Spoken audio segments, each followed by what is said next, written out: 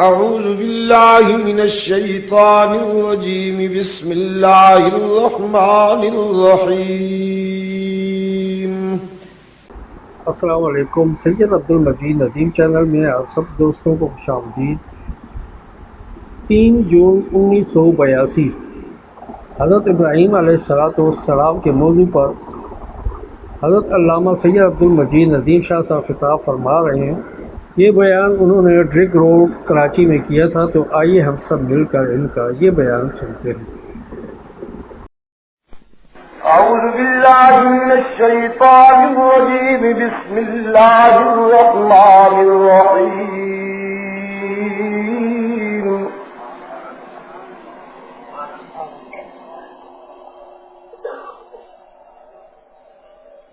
وجاهدوا في الله حق جهاده هو اجتباكم وما جعل عليكم في الدين من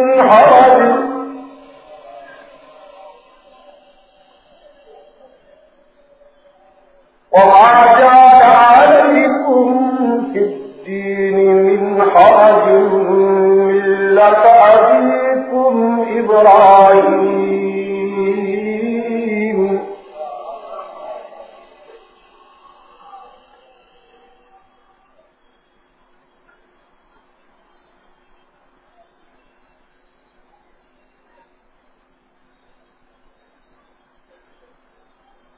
ألم تر أن الفلك تجري في البحر بنعمة الله ليريكم من آياته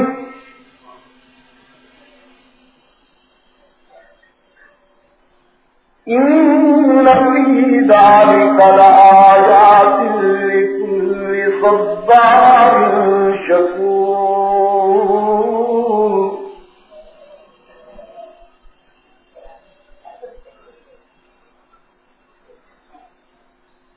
فإذا غشيهم موج كالظلل دعوا الله مخلصين له الدين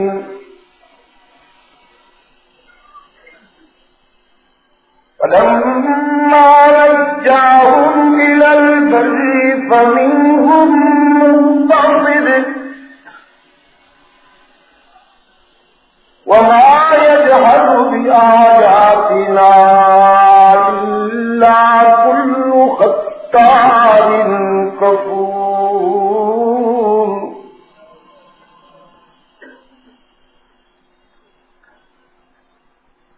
يا أيها الناس اتقوا ربكم واخشوا يوما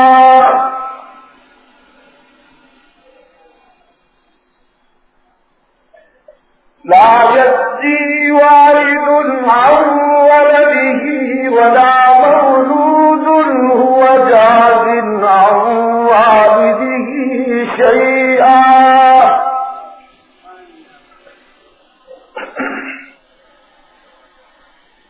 إن وعد الله حق فلا تغرنكم الحياة الدنيا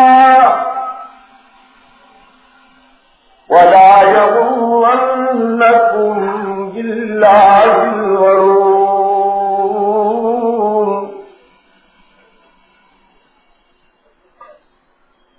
إن الله عنده علم الساعة وينزل الغيث ويعلم ما في الأرحام وما تدري نفس ماذا تكسب غدا وما تدري نفس بأي أرض تموت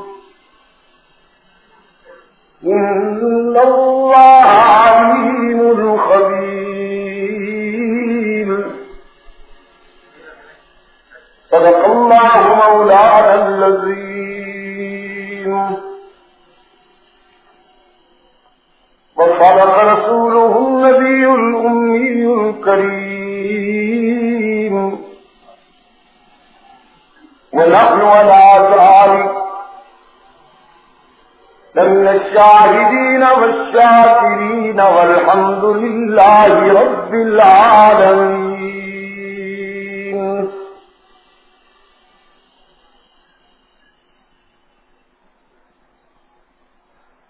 حضرات علماء کرام،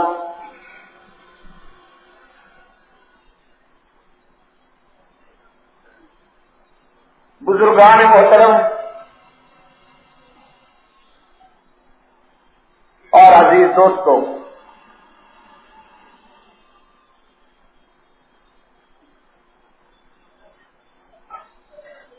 جامعہ فاروقیہ کے جلسہ تقسیم اسناد کے عنوان سے ہم اور آپ جمع ہیں.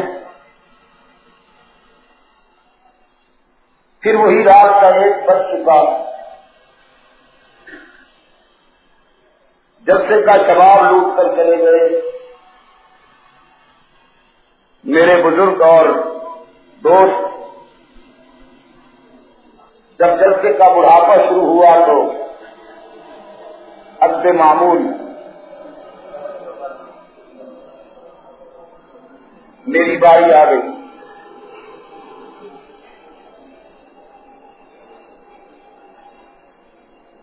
کل اس وقت میں جہلم تھا.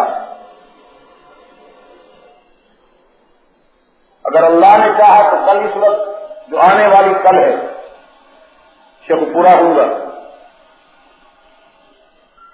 اگر آزاد رہا.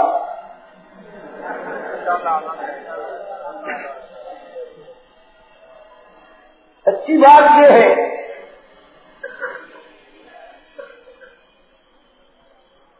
کہ آج کی ملاقات میں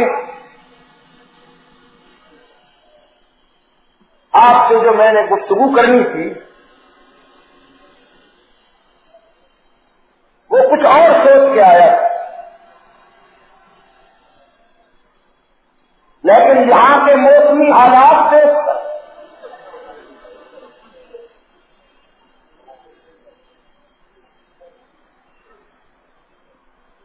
اور موسم کے پیور جلالی دیکھ کر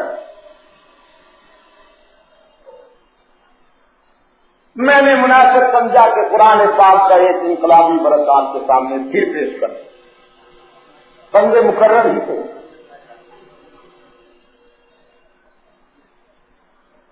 تازہ خواہی داستن گردہ گائے سینارا گاہے گاہے بال خان این قصہ پارینہ تھا.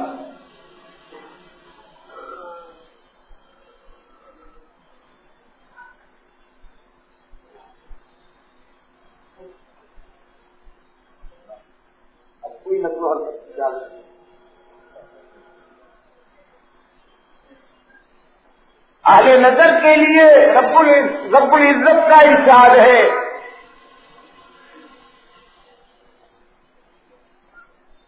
کہ اندھیرے چھا رہے ہیں چراغ جلاؤ،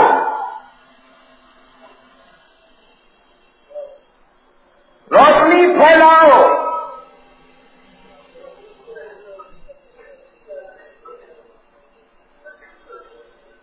باطل تمہاری حمیت کو للکار رہا ہے. میدان جہاد میں یوں آؤ جیسے تمہاری مردانگی کا حق ہے،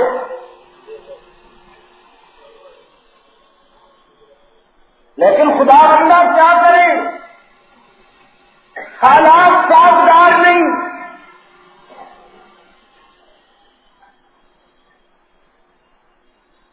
کوئی حامی نہیں، بے سر و سامانی ہے. ایک لحاظ سے تنہائی ہے.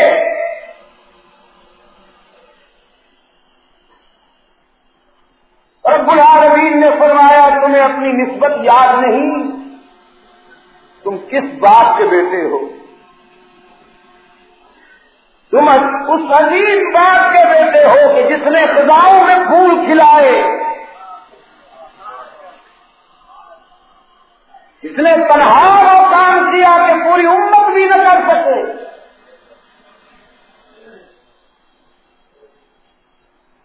تمہیں اس کام کے لیے چنا ہے، یہ میرا کرم ہے تم پر، ورنہ چاہتا تو تمہیں بھی بے ضمیر بنا دیتا۔ ہائے مجھے کہنے دیجیے، خدا کی قسم ضمیر سے بڑھ کر کوئی دولت نہیں، ضمیر سے بڑھ کر کوئی دولت نہیں دنیا میں۔ بے ضمیر دولت کی انبار بھی لگا لے تو دولت پر یوں بیٹھا ہوتا ہے جیسے انگاروں سے بیٹھا، لیکن با ضمیر کے فخر و استغنا کی کیا بات کرتے ہو، روح الامین بھی اس کی عظمت پہ رشک کرتا ہے۔ اور اگر مجھے اجازت دے حال نظر تو کچھ اور بھی کہہ دوں کہ بے ضمیر کو کس نے انسان کہا؟ انسان تو ہے ہی وہی کہ جو با ضمیر ہے، بے ضمیر تو جانور ہے، جانور ہے۔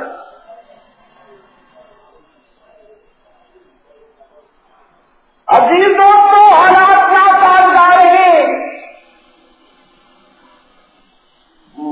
باپ بھی بگڑا ہوا ہے، اور صورتحال یہ ہے کہ زمین آوارگیوں کا شکار ہے۔ انسانی زمین کے ساتھ وقت کے فنکار گلی ڈنڈا کھیل رہے ہیں۔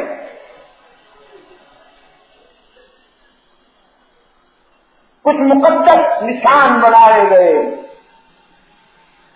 وہاں زمینیں جھک رہی ہیں۔ خلیل نے جہاد کا عالم اونچا کیا، سب سے پہلے باپ کو خطاب کیا،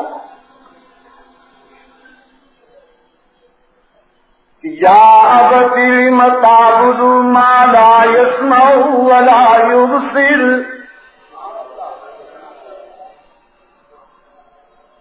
یا ابتی، قرآن کہتا ہے نا انذر عشیرتک الاقربین، اصلاح کا پروگرام پہلے اپنے گھر سے شروع کیجیے۔ خلیل کا بھی پہلا مخاطب باپ ہے، جو بہت بڑا مجاور تھا، اپنے زمانے کا بہت بڑا مجاور، شبیہ بنایا کرتا تھا۔ کیا شبیہ بنایا کرتا؟ تماثیل،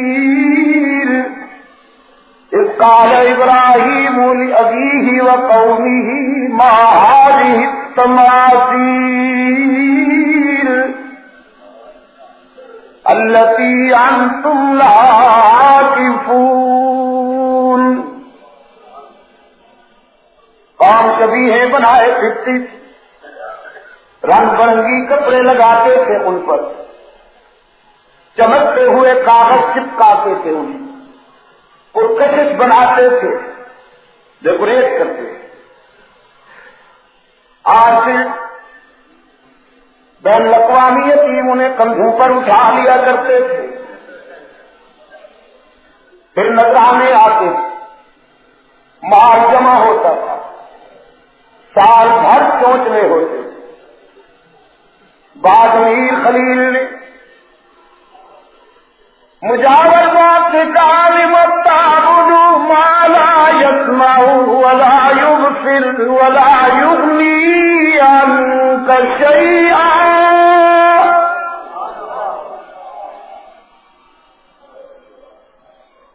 کیا ہو گیا تمہیں کیا ہو گیا؟ تمہارے ضمیر پہ موت واقع ہو گئی، ان کے سامنے سر جھکاتے ہو جو تمہاری پکار سن بھی نہیں سکتے، تمہاری بدحالی دیکھ بھی نہیں سکتے، تمہیں کام بھی نہیں آ سکتے، اور سنگیوں جنہیں ہاتھوں سے بناتے ہو انہی کے آگے سر جھکاتے ہو۔ حالانکہ فطرت پکار کے کہہ رہی ہے جو ہاتھوں سے بنایا جائے وہ مسجود نہیں ہوتا، جو مسجود ہے وہ بنایا نہیں جاتا۔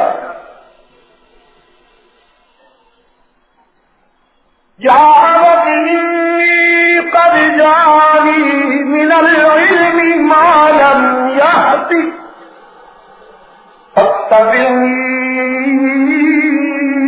أهدك صراطا سويا.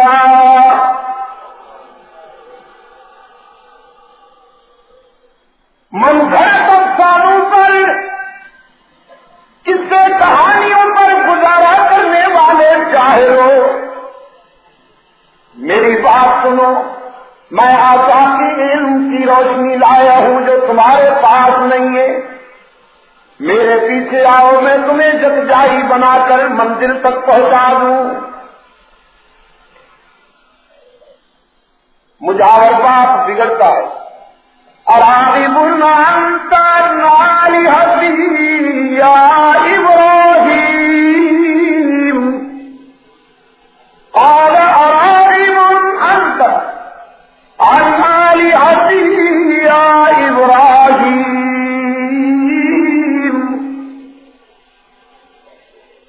ابراہیم تو ہمارے بزرگوں کو برا کہتا ہے. ہاں، تو ہمارے آستانوں کی نفی کرتا ہے. تجھے پتہ نہیں ہے کتنی طاقت والے ہیں، کتنے اختیار والے ہیں.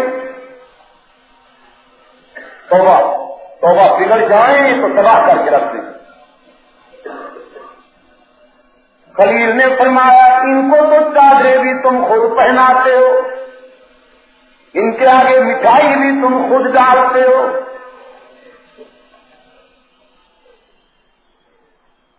بزنس اسٹارٹ یوں ہوتا تھا کہ صبح سویرے تھوڑی سی مٹھائی وہ خود ڈال دیتے تھے، پھر سارا دن آمد جاری رہتی تھی، شام تک ڈھیر لگ جاتا تھا. ساری اٹھا کے حلوائی کی دکان پہ لے جاتے تھے، روپے کھڑے کر لیتے تھے، کل پھر بیچنا. یہی خلیل نے فرمایا چادریں بھی خود پہناتے ہو، مٹھائیاں بھی ان کے آگے خود ڈالتے ہو. جہاں رکھنے والے ہوئے بد نصیبوں، بھلا یہ بھی کچھ کر سکتے ہیں. اچھی بات، اگر تمہیں میری تبلیغ سمجھ میں نہیں آتی تو اب سنو. تاللہ لأکیدن اصنامکم، مجھے اس کی جلالت کی قسم، مجھے اپنے معبود کی جلالت کی قسم، میں تمہارے خود ساختہ آستانوں کے نقوش مٹاؤں گا، طبیعت ٹھیک کروں گا ان کی. یہ تمہارے نام نہاد معبود نمٹوں گا ان سے. قوم نے کہا ہماری موجودگی میں آپ نمٹیں گے کیسے؟ ذرا ہاتھ تو لگائیے، ہم جو حفاظت کرنے والے ہیں اپنی خداؤں کی. سنا آپ نے کراچی کے دوستوں، خداؤں کی حفاظت قوم کر رہی ہے. خلیل نے فرمایا بعد ان تولوا مدبرین، میلے پر جاؤ گے نا، یہ تنہا رہ جائیں گے، پھر یہ ہوں گے اور میں ہوں گا، پھر ہم ایک دوسرے سے نمٹیں گے. قرآن کہتا ہے پوری قوم میلے پر چلی گئی، نمرود سمیت میلے پر، اور یہ نام نہاد مشکل کشا اکیلے ہو گئے. خلیل کلہاڑا لے کے آیا. کیا لے کے آئے؟ تسبیح نہیں، کلہاڑا. بعض حضرات کا خیال یہ ہے کہ سارا کام تسبیح سے ہو جاتا ہے. ضرور پڑھا کیجیے تسبیح، انکار نہیں کرتا ہوں، بہت بڑی سعادت ہے اللہ جسے توفیق دے. اس کے ذکر سے، اس کے فکر سے قلب کو مصفا کیا کیجیے. لیکن آسان ہو تو کلیمی ہے کار بے بنیاد. آسان کے بغیر ضرب کلیمی تفصیل سے تو نہیں لگتی نا بابو.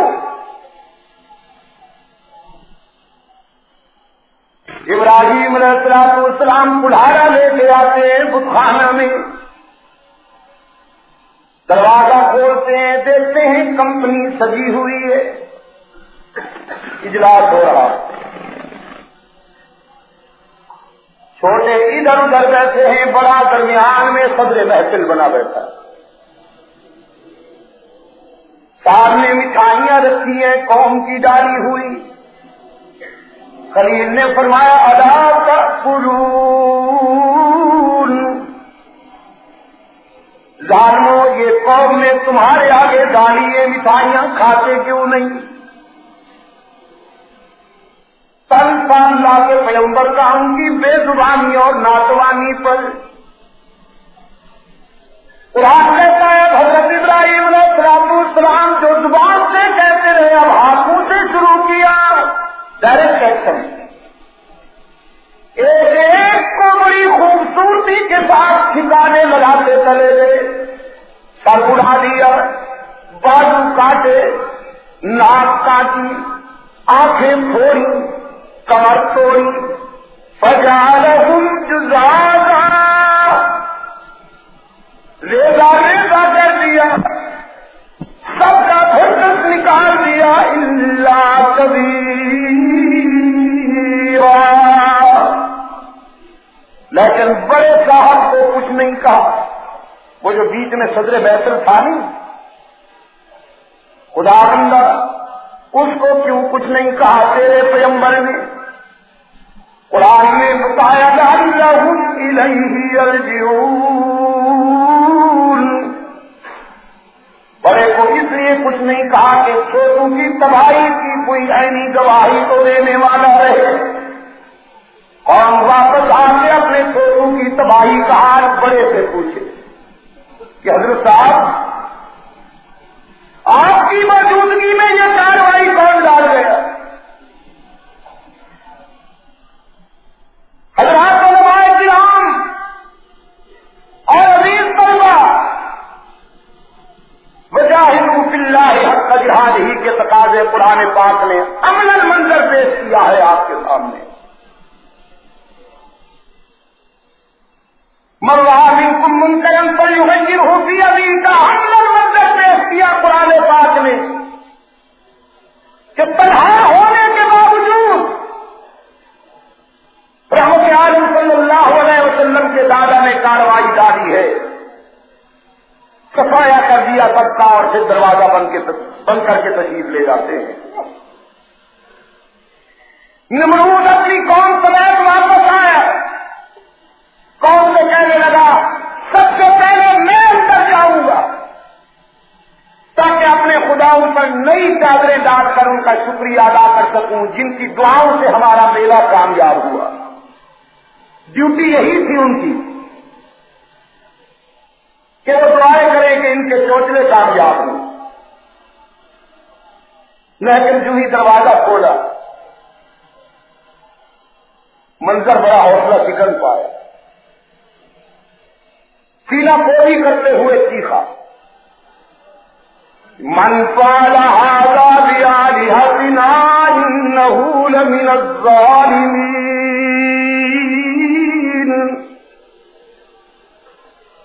یہ کس نے ہمارے خداؤں کا ستیہ ناش کر دیا؟ تو وہاں کتنا سنگ دل تھا، خداؤں کی ناک کاٹتے ہوئے رحم تک نہیں آیا،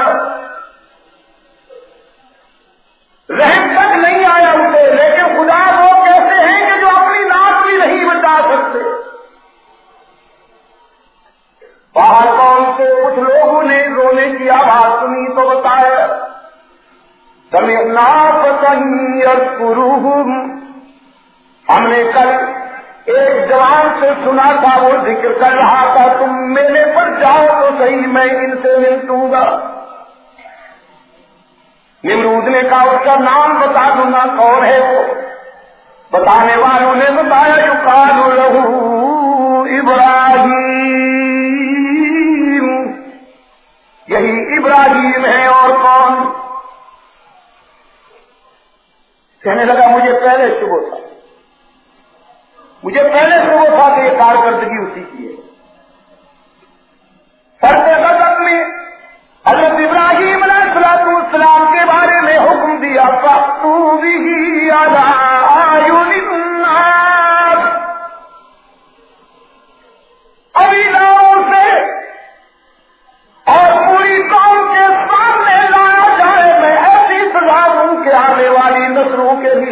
بلند بن جائے.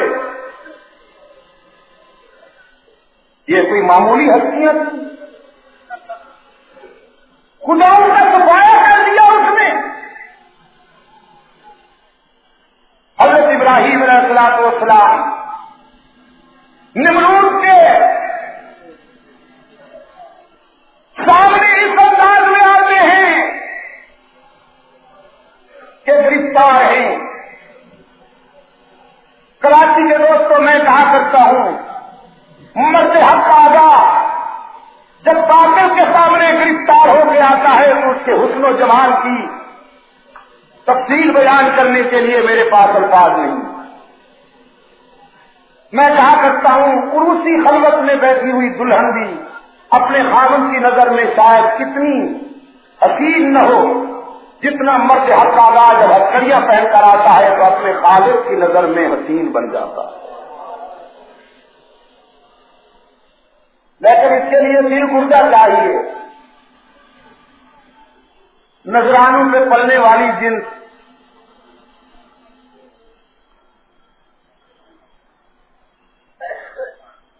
وہ تو ہتھکڑیوں کا آواز سنے تو بیلنس بگڑ جائے بیچاروں.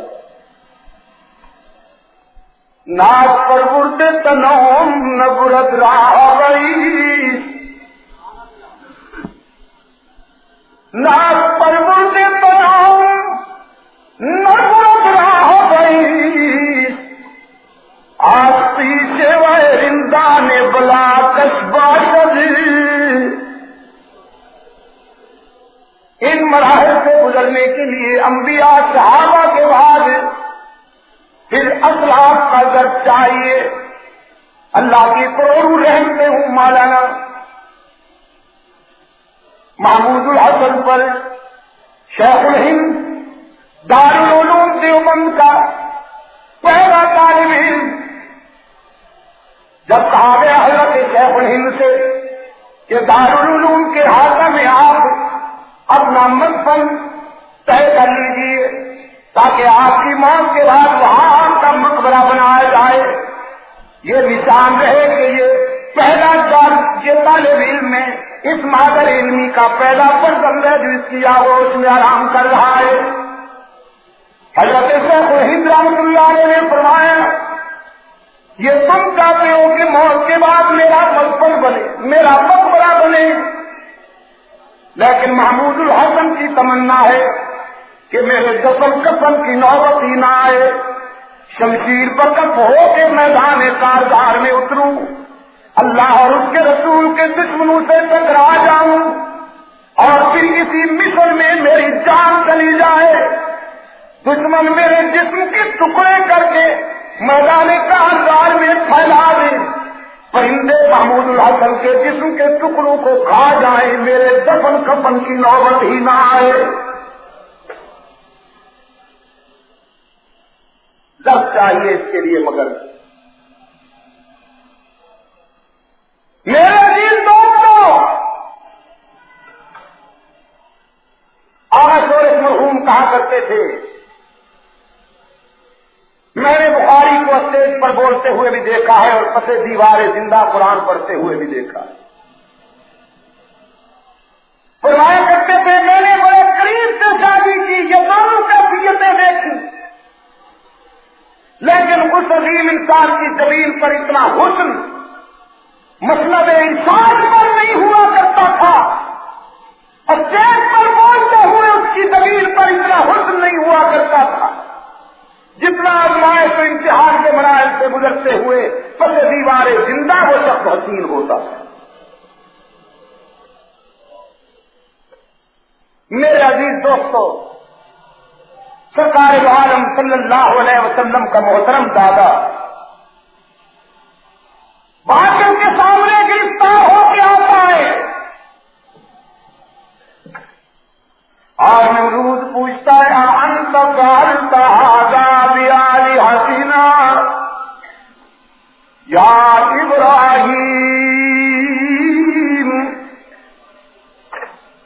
ابراہیم, کیا آپ نے ہمارے خداؤں کو ٹھکانے لگایا؟ انت فعلت ھذا,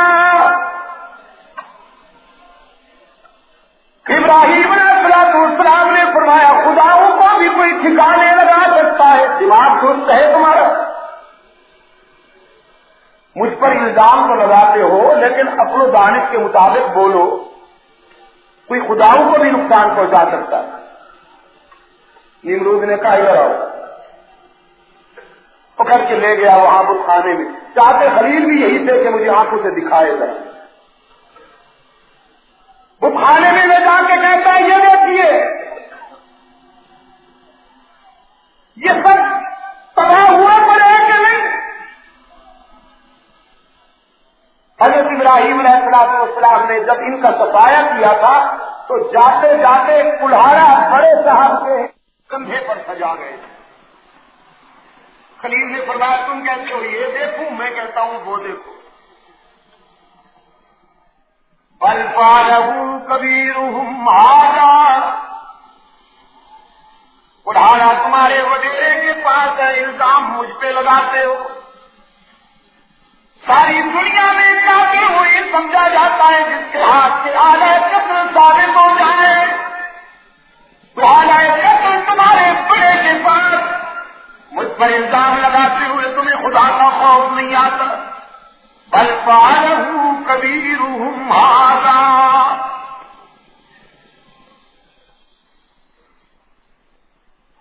نمرود کہنے لگا کبھی خدا بھی آپس میں لڑتے ہیں، یہ آپ کیسی بات کر رہے ہیں؟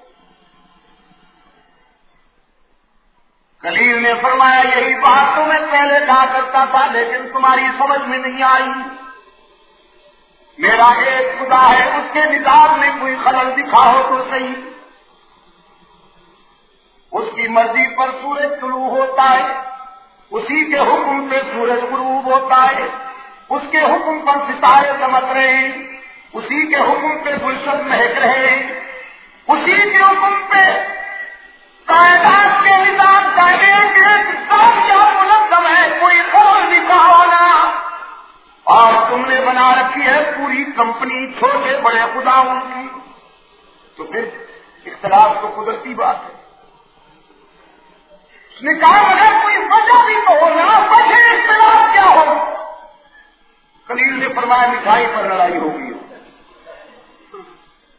چھوٹے کہتے ہوں گے ہم کھائیں گے، بڑے نے کہا ہوگا بالکل نہیں میرا حق ہے، بس بگڑ گیا ہوگا، اس نے پکڑ کے سب کا صفایا کر دیا۔ نمرود کہتا ہے نہیں دیکھیے جی آپ ذرا سچ سچ بتائیے۔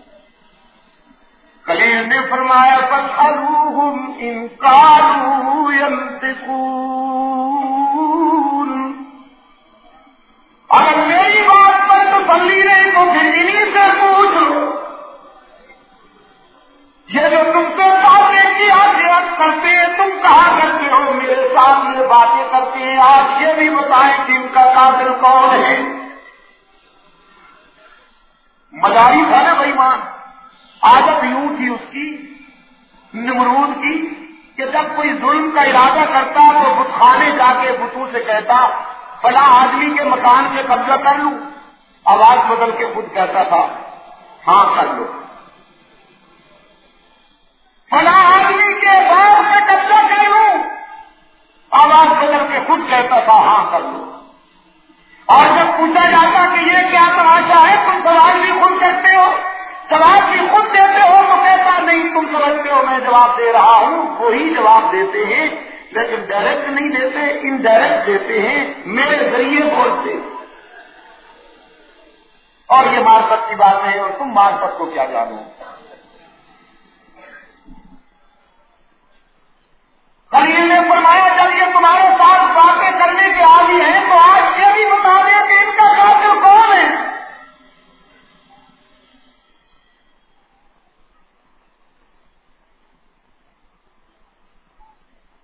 میرے عزیز دوستو، دلائل ابراہیم اور شواہد مبینات کی طاقت سے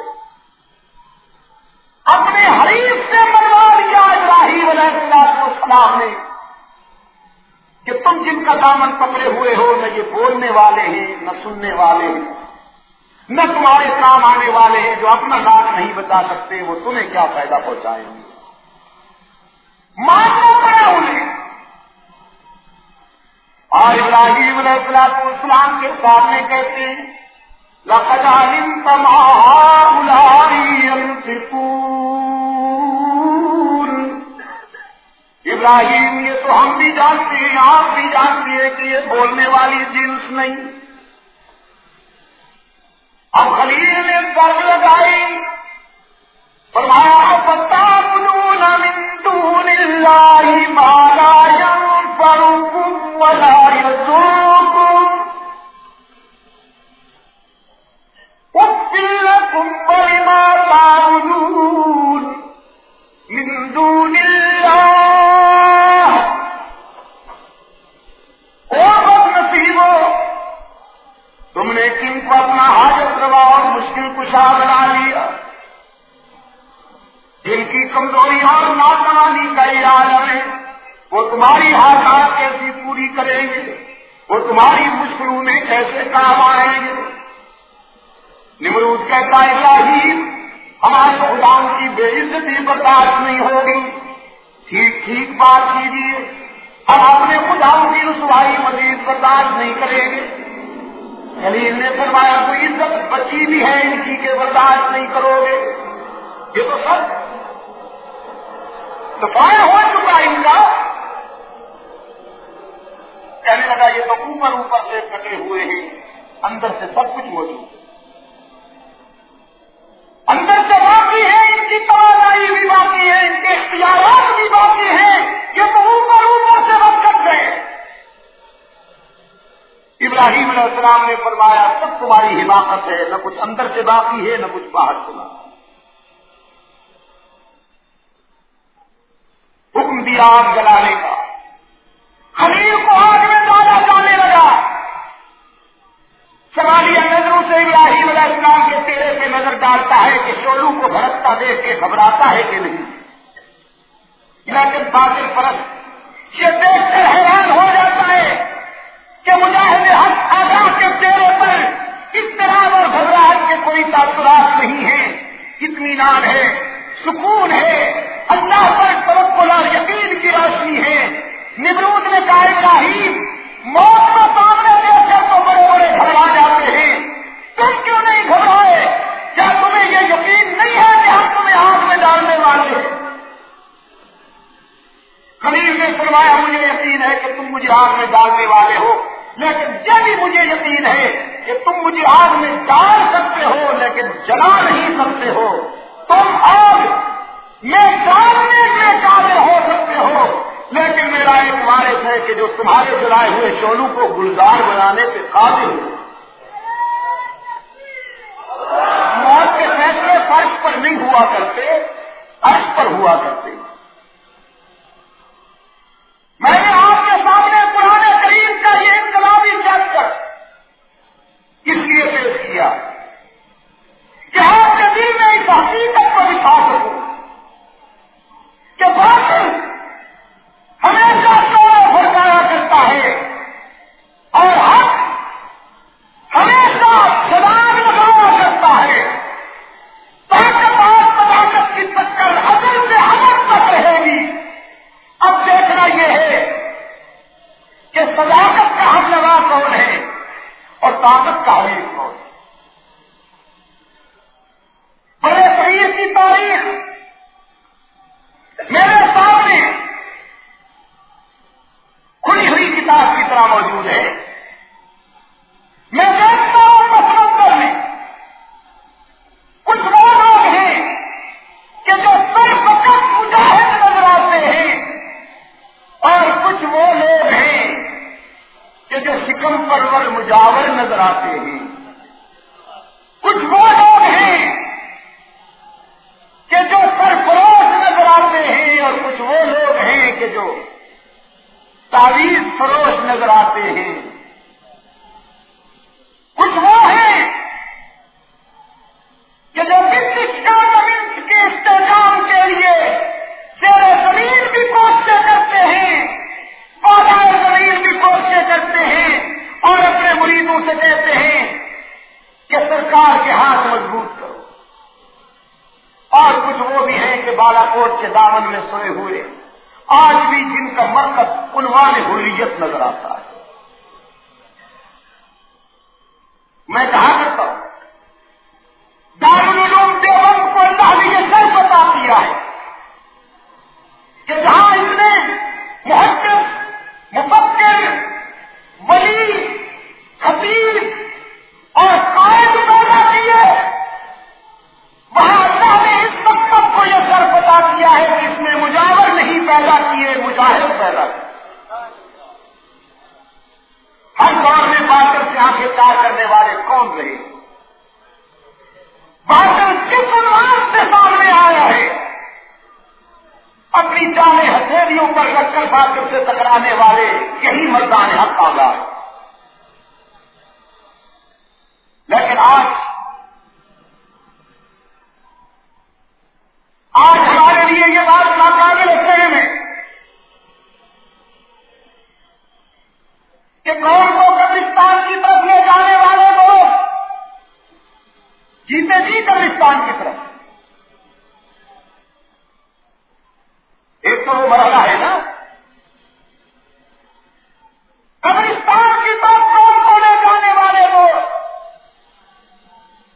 آج یہ مطالبہ کرتے ہوئے شرماتے نہیں کہ علماء دیوبند کی آزادی سلب کر لی جائے، ان پر پابندی عائد کی جائے۔ اور میرا خیال یہ ہے کہ ہم پہ پابندیوں کا سلسلہ شاید انہیں کو خوش کرنے کے لیے تو نہیں ہے۔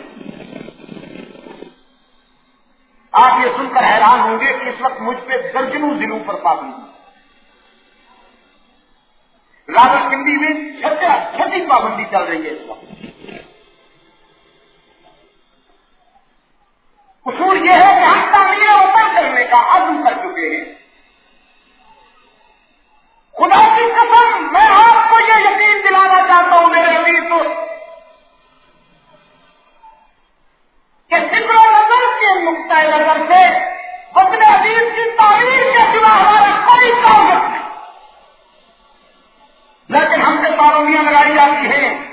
ان سے کیوں نہیں پابندیاں لگائی جاتی کہ جن کی زبانیں اتنی آزاد ہیں اور جن کے قلم اتنے آزاد ہیں؟ پچھلے دنوں میں نے آپ کے سامنے ایک کتاب کا حوالہ دیا تھا جس پر چند صوبوں میں داخلے کی تو پابندی لگ گئی، لیکن مجھے افسوس ہے کہ اس کتاب کے لکھنے والے کو کوئی سزا نہیں دی، جبکہ اس میں اس قدر دلاسار مواد موجود تھا کہ کوئی مسلمان کبھی یہ سوچ بھی نہیں سکتا کہ کسی مسلمان کے قلم سے ایسے الفاظ بھی نکل سکتے۔ آج کے میرے ہاتھ میں جو چھوٹی سی کتاب ہے جس کا ٹائٹل سن کر آپ حیران ہو جائیں گے، جس کا نام ہے کتنا صحابیت، کتنا صحابیت۔ اب یہ تو کتنا صحابیت لکھ سکتے ہیں، کیا یہ توقع نہیں ہو سکتی؟ کیا یہ توقع نہیں ہو سکتی کہ وہ کل کلا کتنا رسالت بھی لکھ لیں؟ اگر صحابہ کرام کا نام لینا کتنا ہے تو آپ مجھے بتائیے کہ پھر عنوان امن و استحکام کیا؟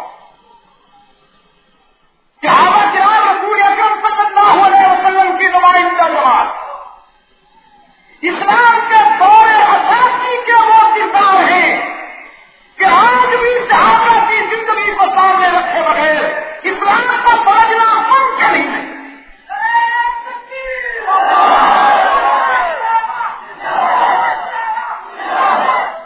لیکن صحابہ کرام کی حضرت کو بیان کرنا اگر کتنا سمجھا جائے تو مجھے آپ بتائیں کہ اسلامک تھیوری کو پریکٹیکل سمجھنے کے لیے ہمیں کون سے کردار سامنے رکھنے ہوں گے؟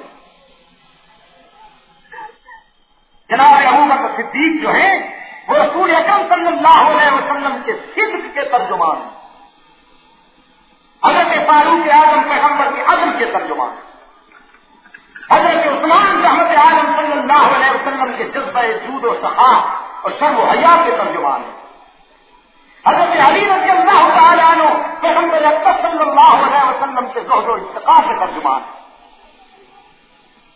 حضرت خالد بن ولید پیغمبر کی عسکری جلالت کے ترجمان ہیں، اور حضرت طلحہ زبیر رحمت عالم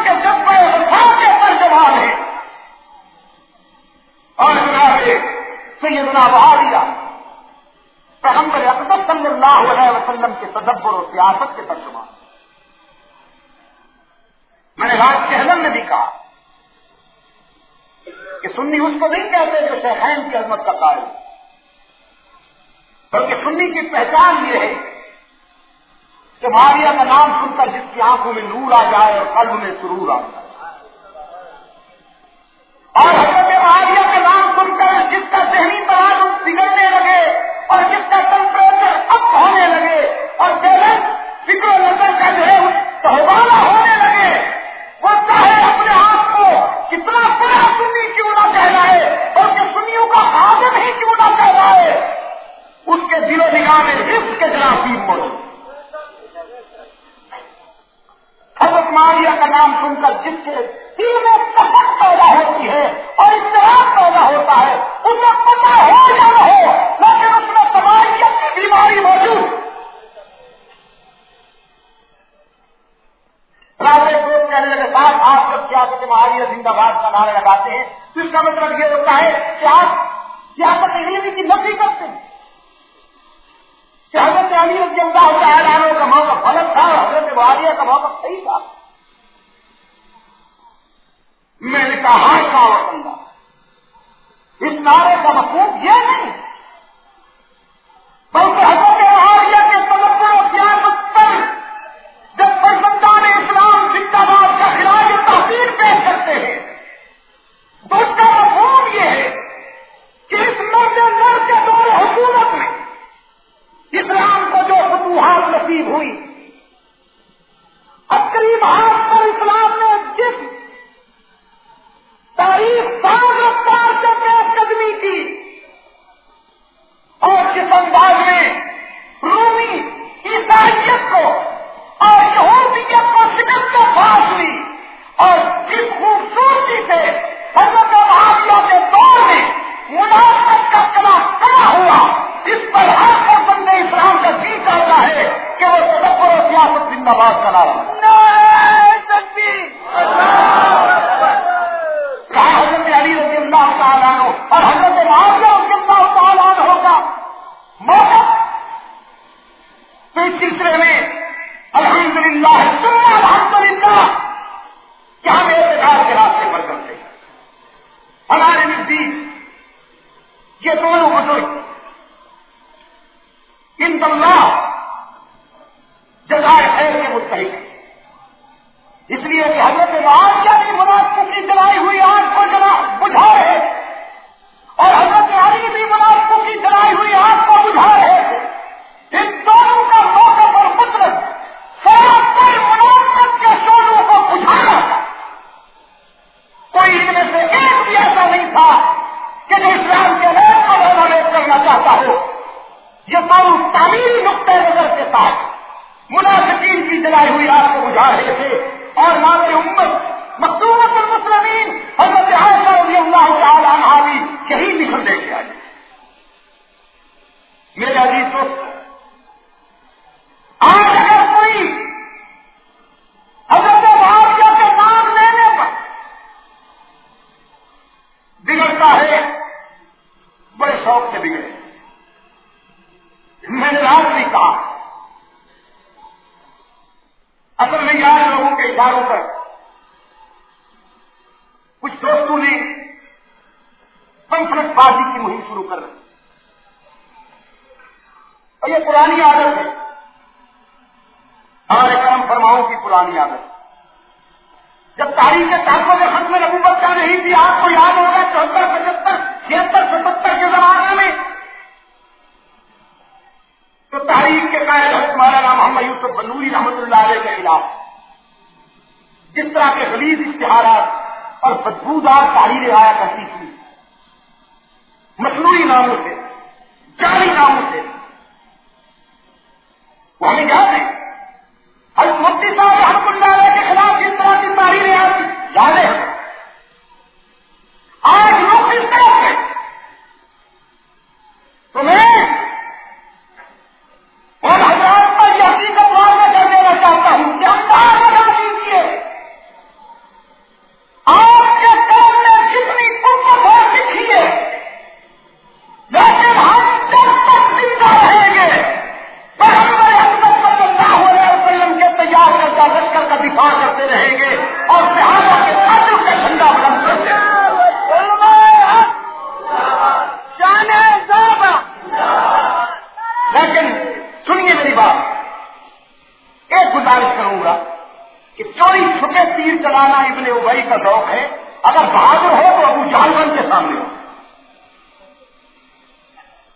شاہ جی رحمۃ اللہ علیہ فرمایا کرتے تھے ابن ابی کے خدا کی لعنت اور دشمنی کرنی بھی نہ آئی دشمن ہو تو ابو جہل جیسا. شاہ جی رحمۃ اللہ علیہ فرمایا کرتے تھے دشمن ہو تو ابو جہل جیسا تو ابو بکر صدیق جیسا. دوستی بکھری ہوئی دشمنی بھی بکھری تھی. دوستی ایسی کہ سارے جہان سے ٹکر لے کر محمد عربی سے وفا اور ابو جہل نے تو دشمنی میں وہ مقام پیدا کیا کہ سب سے کم تک آخری وقت تک دشمنی سے بات نہ آیا. یہاں تک کہ اپنا سر کاٹنے والے سے بھی کہا کہ ذرا میری گردن لمبی کر کے کاٹ تاکہ سر فٹ بال نظر نہ آئے, ذرا پتہ تو چلے کہ کسی سردار کی گردن ہے. ابن ابی کی طرح بات مت کرو, بہادر بنو, کھل کے سامنے آؤ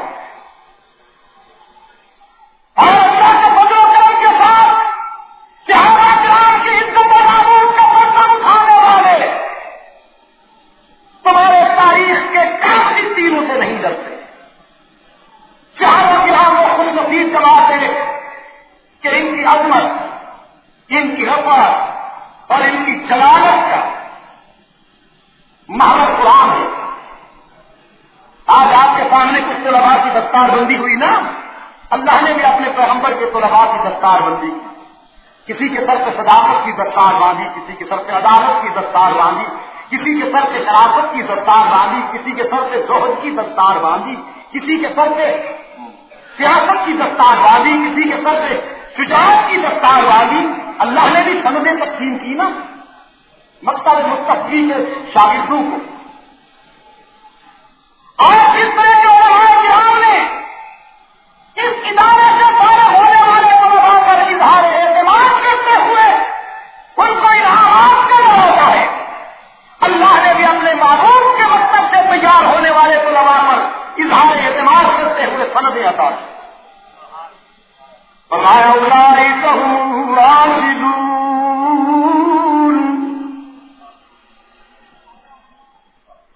کبھی فرمایا اولئک هم الفائزون, کبھی فرمایا اولئک هم المفلحون, کبھی فرمایا اولئک هم المؤمنون حقا, کبھی فرمایا اولئک حزب اللہ. غلامان مصطفیٰ فرش پر پیغمبر کا لشکر ہے, عرش پر اللہ کا لشکر ہے. یہ جب میدان میں اترتے ہیں تو فرش پر رسول کی آنکھیں ٹھنڈی ہوتی ہیں. ان کے کردار کی جلالت دیکھ کر عرش بری پر خدا فخر کرتا ہے. صحابہ کرام پر تیر چلانے والے, صحابہ کرام پر تنقید کرنے والے,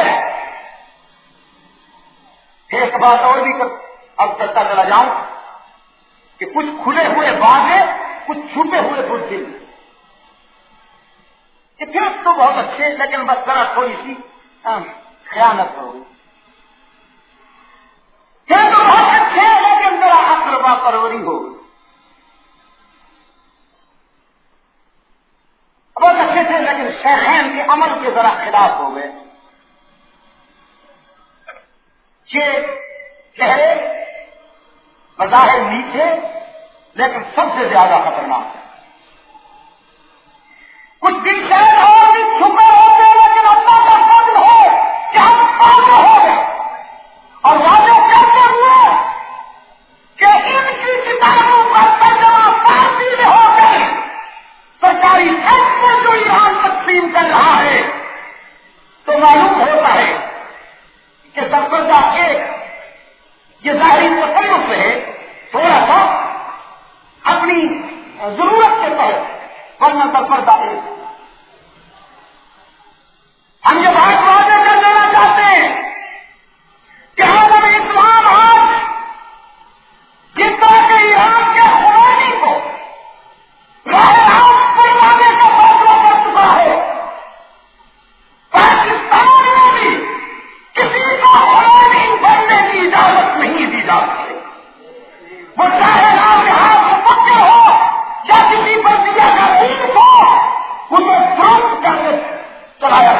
اسے ٹھیک کیسے کرایا جائے؟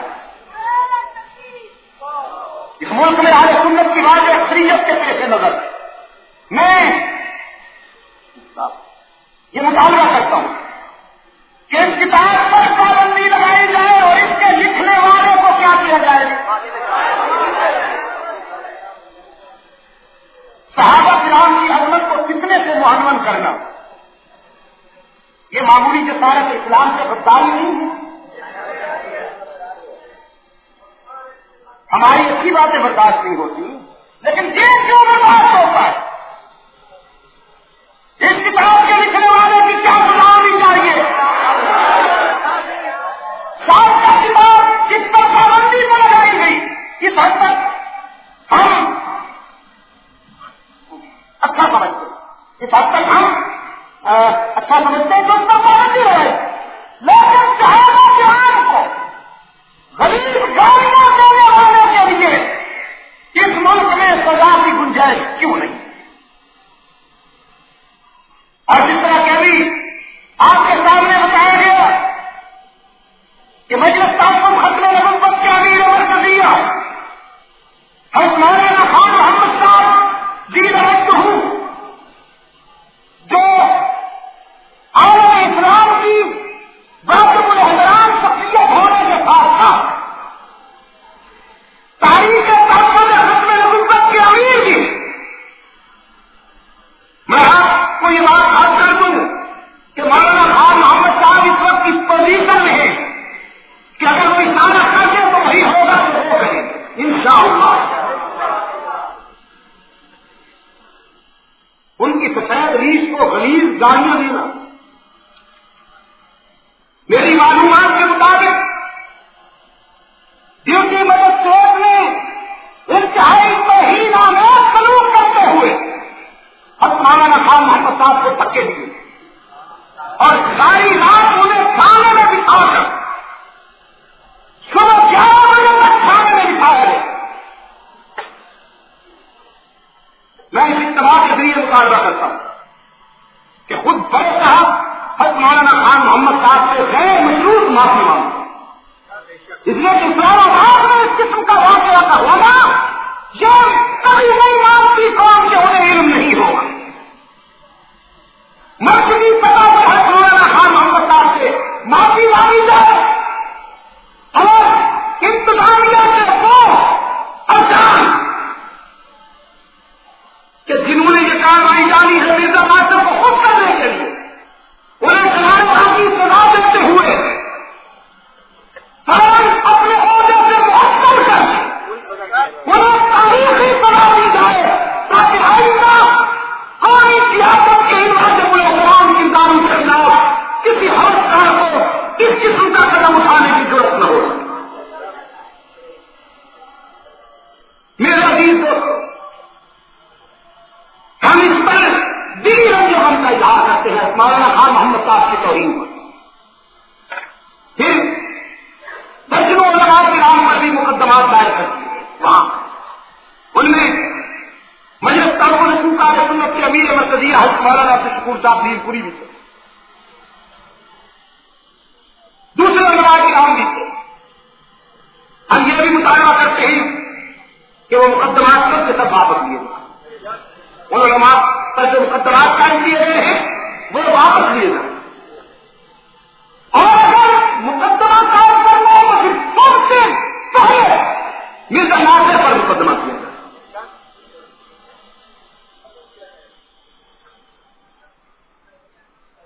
ظفراللہ خان چودھری ظفراللہ خان جو یورپ میں ایک قسم کا ریفرنڈم تقسیم کر رہا ہے کہ سابق وزیر اعظم کو جو پھانسی دی گئی کہ مرزا ناصر کی پیشین وہی پوری ہوئی،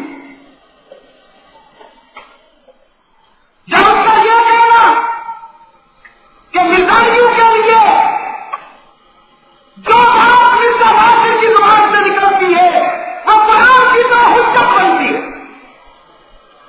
یہ اسلام کے مسلمہ اصولوں کی ایسی جارحانہ خلاف ورزی ہے کہ اس قسم کی باتیں کرنے والوں کو برداشت کرنا یا ڈھیل دینا ہمارے لیے ناقابل ہے۔ میرے عزیز دوستوں، صحابہ کرام رضوان اللہ تعالی ناموس کا تحفظ ہماری منزل ہے۔ پاکستان میں ہم جب تک جیئیں گے ان قدسی صفات کرداروں کے دفاع میں اپنی زندگی کا ایک ایک لمحہ قربان کریں گے۔ اللہ ہمیں اس راستے پر استقامت نصیب فرمائے۔ میں آپ کا بے حد شکر گزار ہوں اور اسی پر اکتفا کرتا ہوں۔ حضرت شیخ الحدیث مولانا سلیم اللہ خان صاحب متضل ہوں، میں ان کا بھی دل کی گہرائی سے شکر گزار ہوں کہ انہوں نے مجھے یاد فرمایا ہے۔ آپ حضرات جو دور دراز سے تشریف لائے، آپ کا بھی شکر گزار ہوں۔ اللہم ثبتنا علی صراط المستقیم۔ ابھی آپ حضرت علامہ سید عبد المجید ندیم شاہ صاحب رحمۃ اللہ علیہ کو سماعت فرما رہے تھے۔ آپ سب دوستوں سے گزارش ہے کہ آپ اسی چینل کے ساتھ جڑے رہیں اور حضرت شاہ صاحب کے بیانات کو آگے بھی شیئر کرتے رہیں۔ آپ سب دوستوں کا بہت شکریہ۔ ملتے ہیں ایک نئی ویڈیو کے ساتھ، تب تک کے لیے اللہ حافظ۔ پاکستان پائندہ باد۔ صدق اللہ مولانا العظیم۔